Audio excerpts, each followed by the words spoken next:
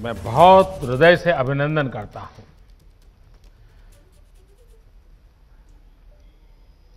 लोकसभा के स्पीकर श्री ओम बिरला जी,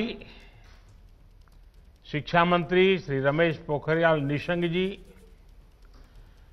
खेल और युवा मामलों के मंत्री श्री किरण रिजिजू जी और देश भर के मेरे युवा साथी, आप सभी को राष्ट्रीय युवा दिवस की बहुत बहुत शुभकामनाएं। स्वामी विवेकानंद की जन्म जयंती का ये दिन हम सभी को नई प्रेरणा देता है। आज का दिन विशेष इसलिए भी हो गया है कि इस बार युवा संसद देश की संसद के सेंट्रल हॉल में हो रही है। ये सेंट्रल हॉल हमारे संविधान के निर्माण का गवाह है। देश के अनेक महान व्यक्तियों ने यहां आजाद भारत के लिए फैसले लिए, भारत के भविष्य के लिए चिंतन किया। भविष्य के भारत को लेकर उनका सपना, उनका समर्पण, उनका साहस, उनका सामर्थ्य, उनके प्रयास, इसका एहसास आज भी सेंट्रल हॉल में होता है। और साथियों, आप जहां बैठे हैं उसी सीट पर जब संविधान की निर्माण प्रक्रिया चली थी, इस देश के किसी न किसी गणमान्य महापुरुष वहां बैठे होंगे। आप आज उस सीट पर बैठे हैं। मन में कल्पना कीजिए कि जिस जगह पे देश के वो महापुरुष बैठे थे, आज वहां आप बैठे हैं। देश को आपसे कितनी अपेक्षाएं हैं। मुझे विश्वास है ये अनुभव इस समय सेंट्रल हॉल में बैठे सभी युवा साथियों को भी हो रहा होगा। आप सभी ने जो यहां संवाद किया, मंथन किया, वो भी बहुत महत्वपूर्ण है।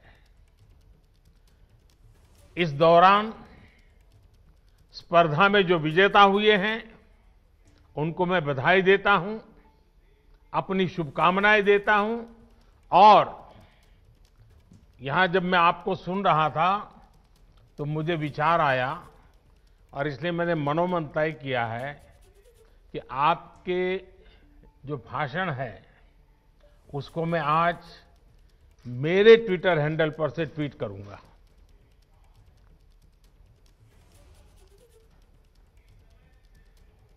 और आप तीन का ही करूंगा ऐसा नहीं, अगर रिकॉर्डेड मटेरियल अवेलेबल होगा तो मैं जो कल फाइनल पैनल में थे उनके लिए भी उनके भाषण को ट्वीट करूंगा, ताकि देश को पता चले कि संसद के परिषद में, इस परिसर में हमारा भावी भारत कैसे आकार ले रहा है। तो मेरे लिए ये बहुत गर्व की बात होगी कि मैं आज आपके भाषण को ट्वीट करूंगा। साथियों, स्वामी जी ने जो देश और समाज को दिया है वो समय और स्थान से परे हर पीढ़ी को प्रेरित करने वाला है, रास्ता दिखाने वाला है। आप देखते होंगे कि भारत का शायद ही ऐसा कोई गांव हो, कोई शहर हो, कोई व्यक्ति हो जो स्वामी जी से खुद को जुड़ा महसूस न करता हो, उससे प्रेरित न होता हो। स्वामी जी की प्रेरणा ने आजादी की लड़ाई को भी नई ऊर्जा दी थी। गुलामी के लंबे कालखंड ने भारत को हजारों वर्षों की अपनी ताकत और ताकत के एहसास से दूर कर दिया था।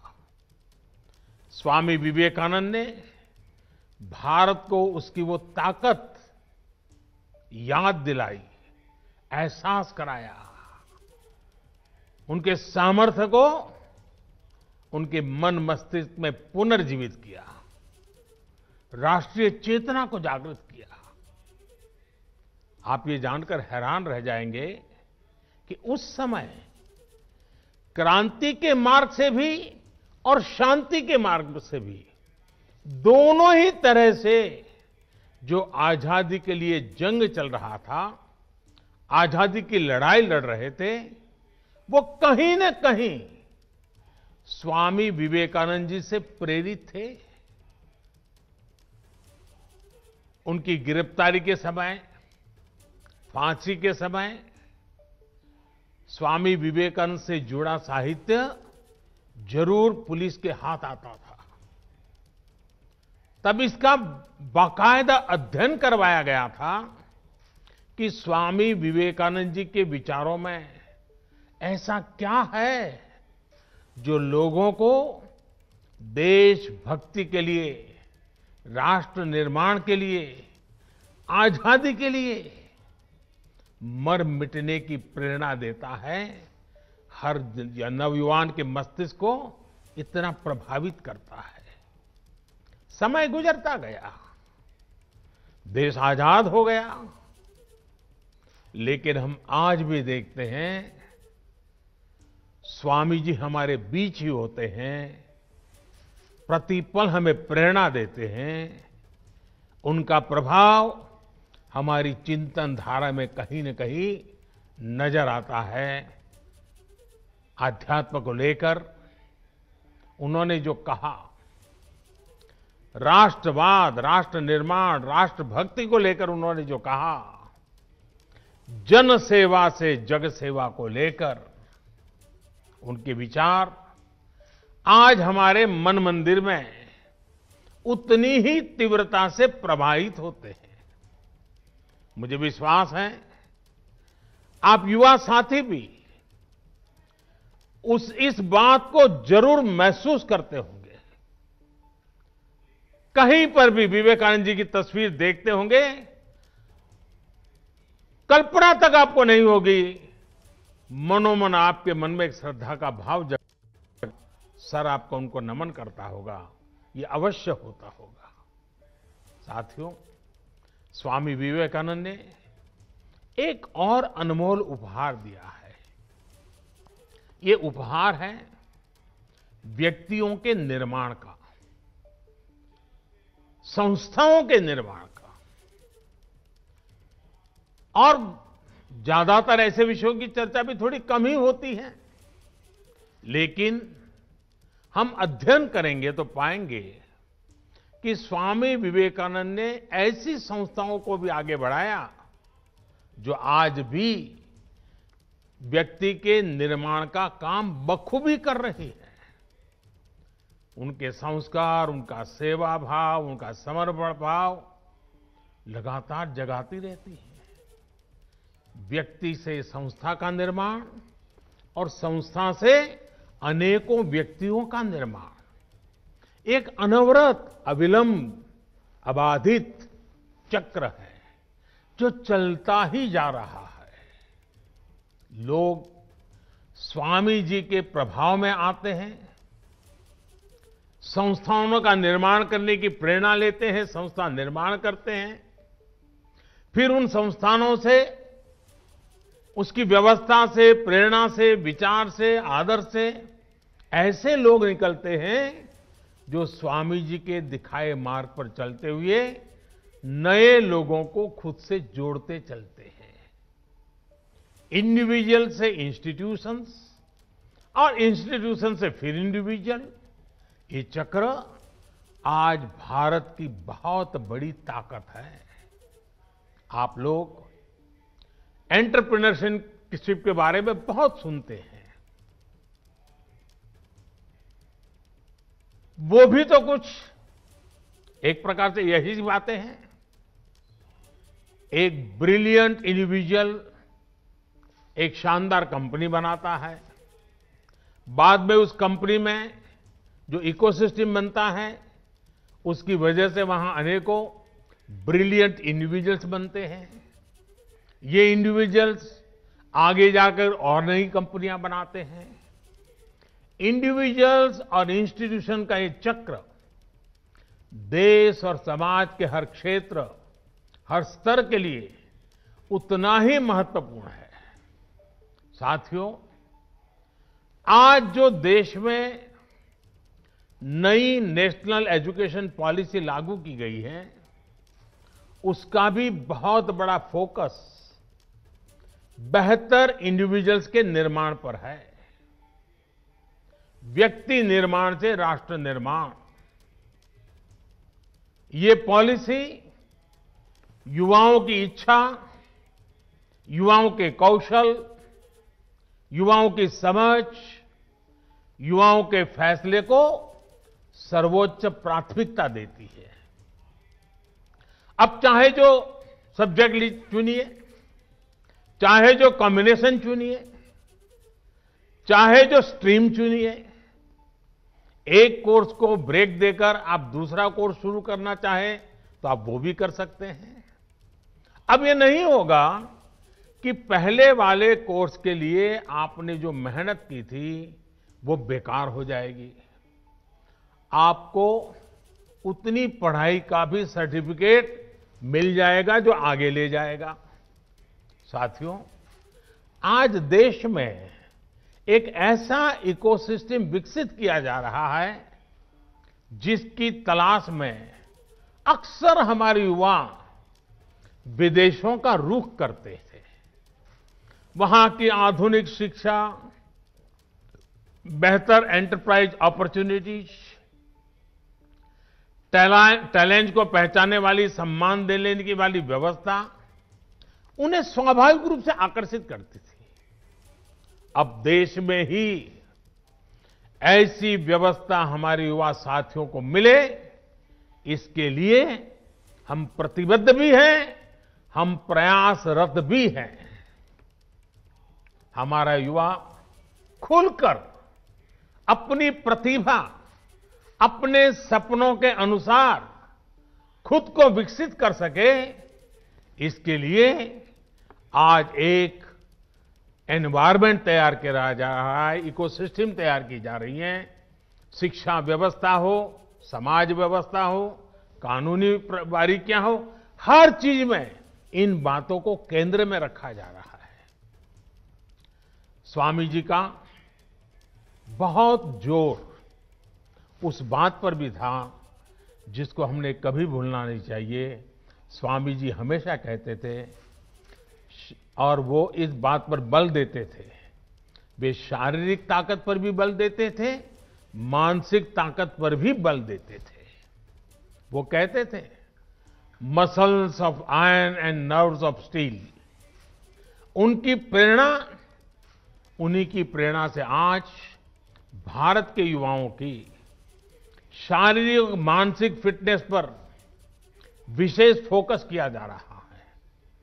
फिट इंडिया मूवमेंट हो, योग के प्रति जागरूकता हो, या फिर स्पोर्ट्स से जुड़े आधुनिक इंफ्रास्ट्रक्चर का निर्माण, ये युवाओं को मानसिक और शारीरिक रूप से सुदृढ़ कर रहे हैं। साथियों, आजकल आप लोग कुछ टर्म्स बार बार सुनते होंगे, आपके कान पे आता रहता है। पर्सनालिटी डेवलपमेंट या तो फिर टीम मैनेजमेंट। इनकी बारीकियों को भी आप स्वामी विवेकानंद का अध्ययन करने के बाद और आसानी से समझ पाएंगे। पर्सनालिटी डेवलपमेंट का उनका मंत्र था, बिलीव इन योरसेल्फ। अपने आप पर भरोसा करो, अपने आप पर विश्वास करो। लीडरशिप का उनका मंत्र था, बिलीव इन ऑल। वे कहते थे, पुराने धर्मों के मुताबिक नास्तिक वो है जो ईश्वर में भरोसा नहीं करता, लेकिन नया धर्म कहता है नास्तिक वो है जो खुद में भरोसा नहीं करता। और जब नेतृत्व की बात आती थी तो वो खुद से भी पहले अपनी टीम पर भरोसा जताते थे। मैंने कहीं पढ़ा था, वो किस्सा मैं आपको भी सुनाना चाहता हूं। एक बार स्वामी जी अपने साथी स्वामी शारदानंद जी के साथ लंदन में एक पब्लिक लेक्चर के लिए गए थे। सब तैयारी हो चुकी थी, सुनने वाले इकट्ठे हो गए थे और स्वाभाविक है हर कोई स्वामी विवेकानंद जी को सुनने के लिए आकर्षित होकर के आया था। लेकिन जैसे ही बोलने का नंबर आया तो स्वामी जी ने कहा कि आज भाषण मैं नहीं बल्कि मेरे सहयोगी शारदानंद जी देंगे। शारदानंद जी ने भी सोचा नहीं था कि अचानक उनके जिम्मे काम आ जाएगा, वो इसके लिए तैयार भी नहीं थे।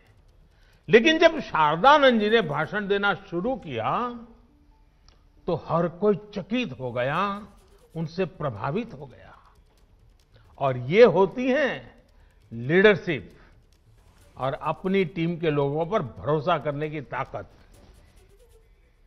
आज हम जितना स्वामी विवेकानंद जी के बारे में जानते हैं उसमें बहुत बड़ा योगदान स्वामी शारदानंद जी का ही है। साथियों, ये स्वामी जी ही थे जिन्होंने उस दौर में कहा था कि निडर, बेबाक, साफ दिल वाले, साहसी और आकांक्षी युवा ही वो नींव हैं जिस पर राष्ट्र के भविष्य का निर्माण होता है। वो युवाओं पर, युवा शक्ति पर इतना विश्वास करते थे। अब आपको उनके इस विश्वास की कसौटी पर खरा उतरना है। भारत को अब नई ऊंचाइयों पर ले जाने का काम, देश को आत्मनिर्भर बनाने का काम आप सब युवा को ही करना है। अब आप में से कुछ युवा सोच सकते हैं कि अभी तो हमारी इतनी उम्र ही नहीं हुई है, अभी तो हंसने खेलने जिंदगी में मौज करने की उम्र है। साथियों, जब लक्ष्य स्पष्ट हो, इच्छा शक्ति हो तो उम्र कभी बाधा नहीं बनती है, उम्र इतनी मायने नहीं रखती है। आप हमेशा याद रखिएगा कि गुलामी के समय में आजादी के आंदोलन की कमान युवा पीढ़ी ने ही संभाली थी। जानते हैं, शहीद खुदीराम बोस जब फांसी पर चढ़े तो उनकी उम्र क्या थी? सिर्फ 18-19 साल। भगत सिंह को फांसी लगी तो उनकी उम्र कितनी थी? सिर्फ 24 साल। भगवान बिरसा मुंडा जब शहीद हुए तो उनकी आयु कितनी थी? बमुश्किल 25 साल।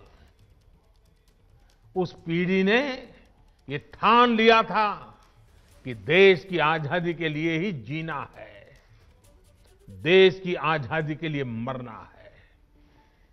लॉयर्स, डॉक्टर, प्रोफेसर्स, बैंकर्स, अलग अलग प्रोफेशन से यंग जनरेशन के लोग निकले और सबने मिलकर के हमें आजादी दिलाई।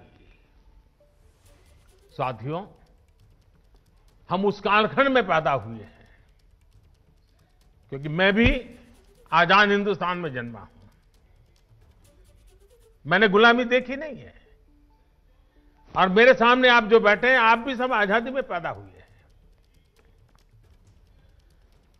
हमें देश की स्वतंत्रता के लिए मरने का मौका नहीं मिला, लेकिन हमें आजाद भारत को आगे बढ़ाने के लिए मौका जरूर मिला है।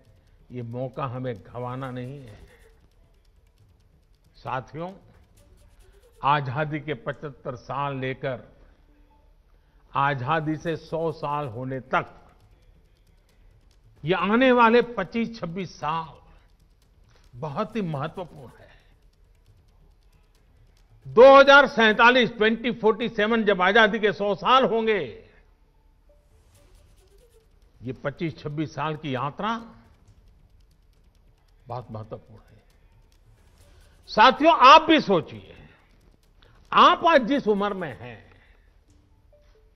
अब से जो समय शुरू हो रहा है अपना, वो आपके जीवन का स्वर्णिम काल है, उत्तम काल है।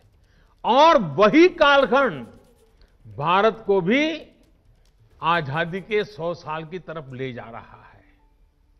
मतलब आपके विकास की ऊंचाइयां, आजादी के 100 साल की सिद्धियां, दोनों कदम से कदम मिलाकर के चल रही है। मतलब आपकी जिंदगी के आने वाले 25-26 साल, देश के आने वाले 25-26 साल के बीच बहुत बड़ा तालमेल है, बहुत बड़ी अहमियत है।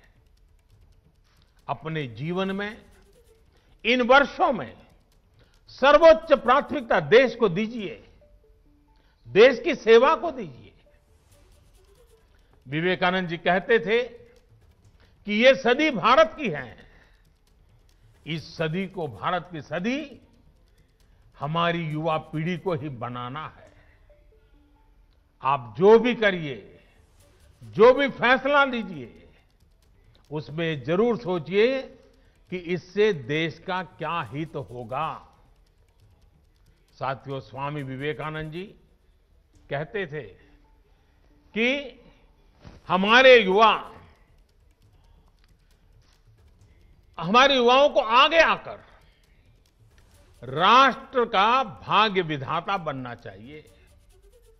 इसलिए ये आपकी जिम्मेदारी है कि भारत के भविष्य का नेतृत्व करें।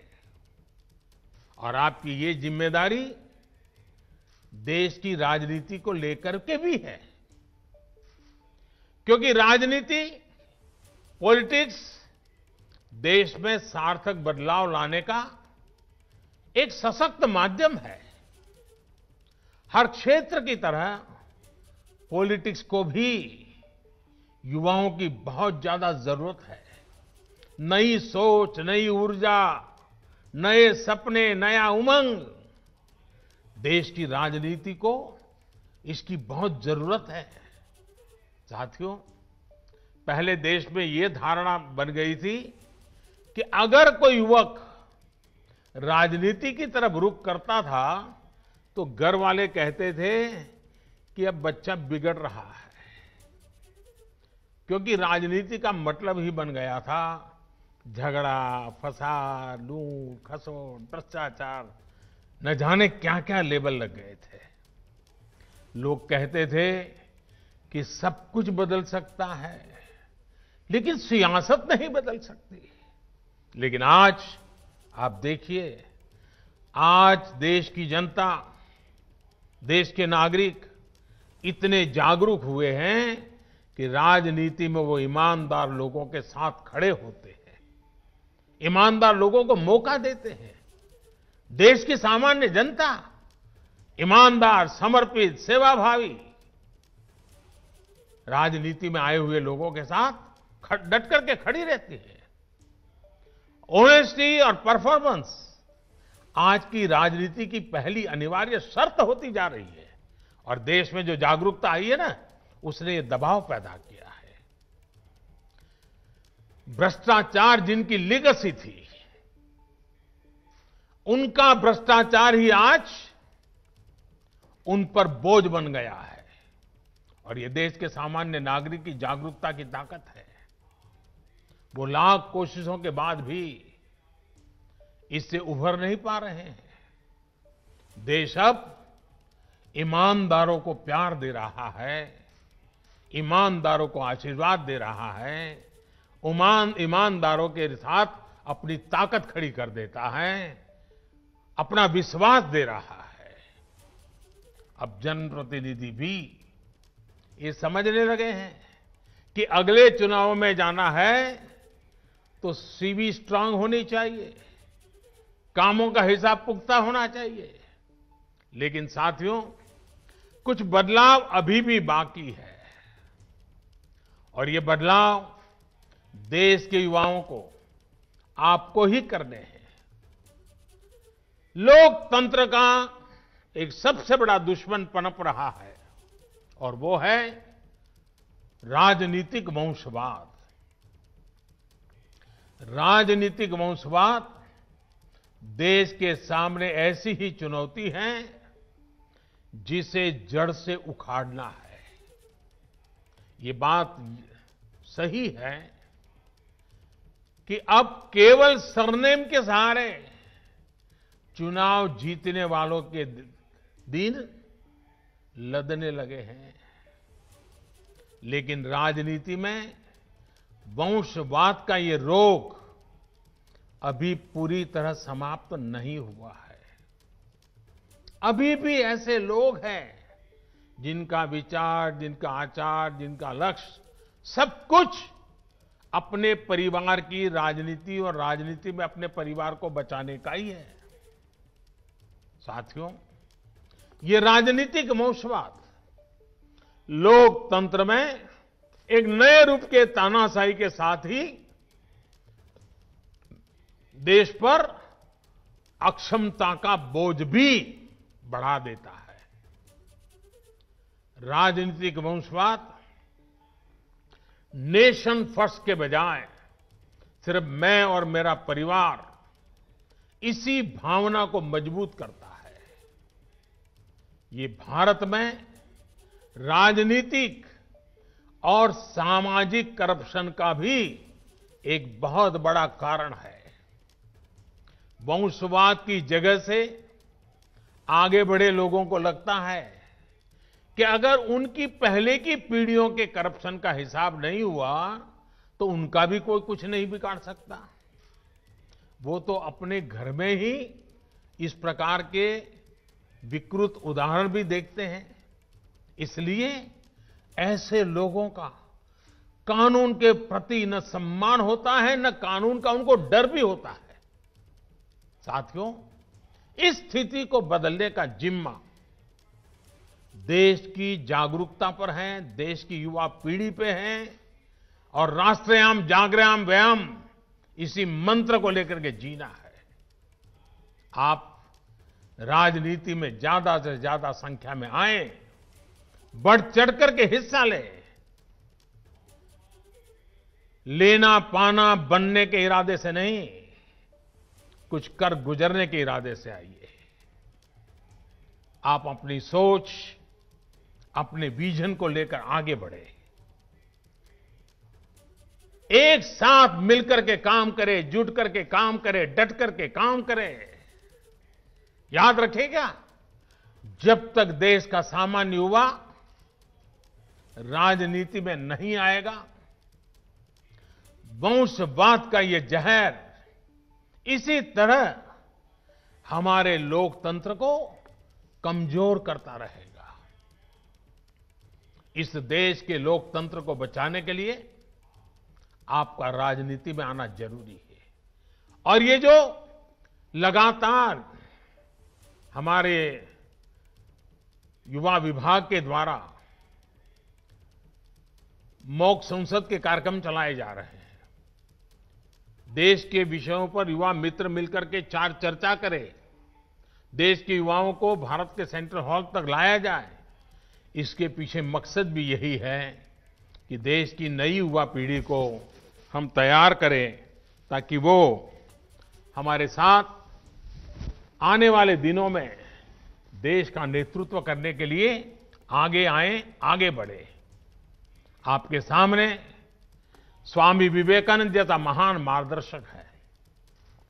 उनकी प्रेरणा से आप जैसे युवा राजनीति में आएंगे तो देश और भी मजबूत होगा। साथियों, स्वामी विवेकानंद जी युवाओं को एक और बहुत महत्वपूर्ण मंत्र देते थे। वो कहते थे, किसी आपदा या परेशानी से भी ज्यादा महत्वपूर्ण है उस आपदा से ली गई सीख। आपने उसमें से क्या सीखा? हमें आपदाओं में संयम की भी जरूरत होती है, साहस की भी जरूरत होती है। आपदा हमें ये सोचने का भी अवसर देती है कि जो बिगड़ा है हम वही दोबारा बना लें या नए सिरे से एक नए निर्माण की नींव रखें। कई बार हम एक संकट, किसी आपदा के बाद कुछ नया सोचते हैं तो फिर देखते हैं कि उस नई सोच ने कैसे पूरा भविष्य बदल दिया। आपने भी अपने जीवन में महसूस किया होगा। मेरा मन करता है कि आज एक अनुभव मैं आपके सामने रखूं। 2001 में जब गुजरात के कच्छ में भूकंप आया था तो कुछ ही पल में सब कुछ तबाह हो गया था। पूरा कच्छ एक प्रकार से मौत की चादर ओढ़ करके सोया था। सारी इमारतें जमींदोज हो चुकी थी। जो हालत थी उसे देखकर लोग कहते थे कि अब कच्छ हमेशा हमेशा के लिए बर्बाद हो गया। इस भूकंप के कुछ महीने बाद मुझे गुजरात का मुख्यमंत्री के रूप में दायित्व निभाने की जिम्मेवारी आ गई। चारों तरफ गूंज यही थी कि अब तो गुजरात गया, अब तो गुजरात बर्बाद हो गया, अब कच्छ बर्बाद, यही सुन रहा था। हमने एक नई अप्रोच के साथ काम किया, एक नई रणनीति के साथ आगे बढ़े। हमने सिर्फ इमारतें ही फिर से नहीं बनाई, बल्कि ये प्रण लिया कि कच्छ को विकास की नई ऊंचाई पर पहुंचाएंगे।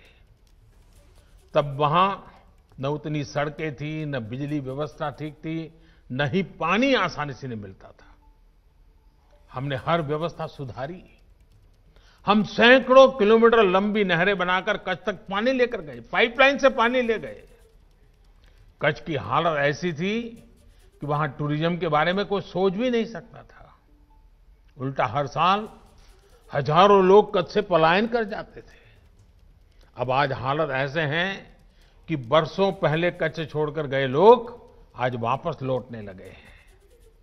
आज कच्छ में लाखों टूरिस्ट रणोत्सव में आनंद लेने के लिए पहुंचते हैं।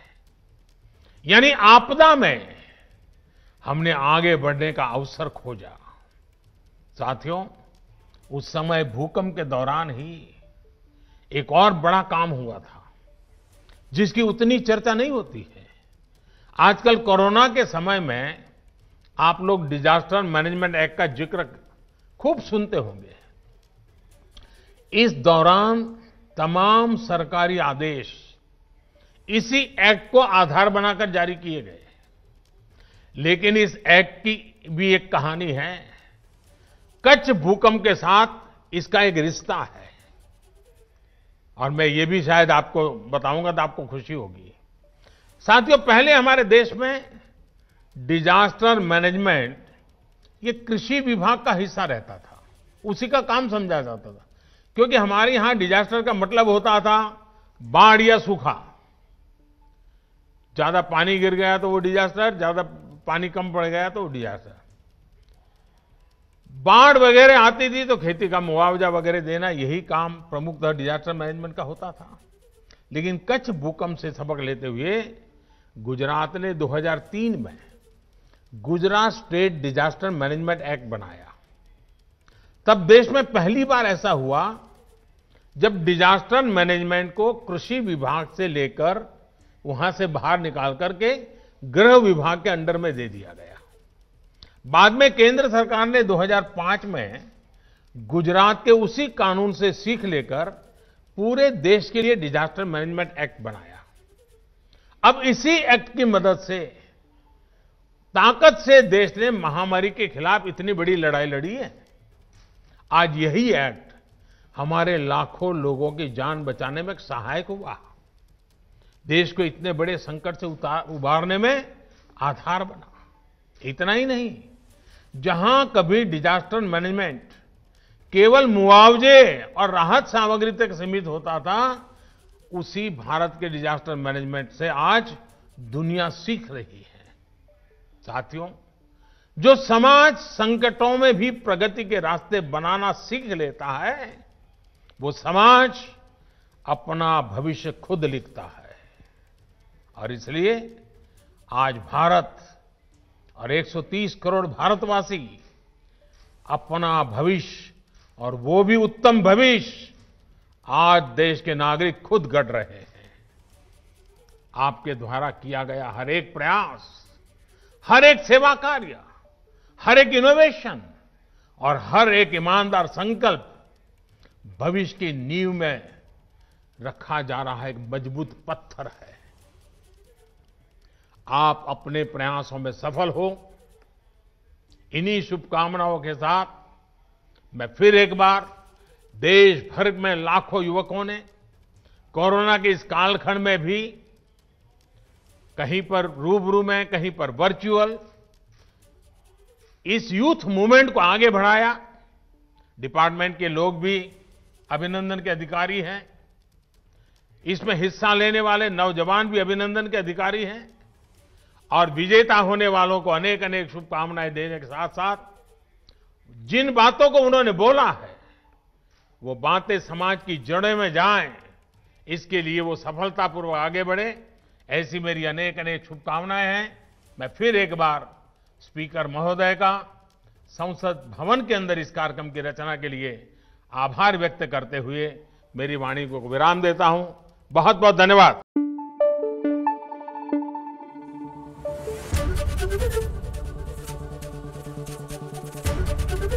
एबीपी न्यूज आपको रखे आगे।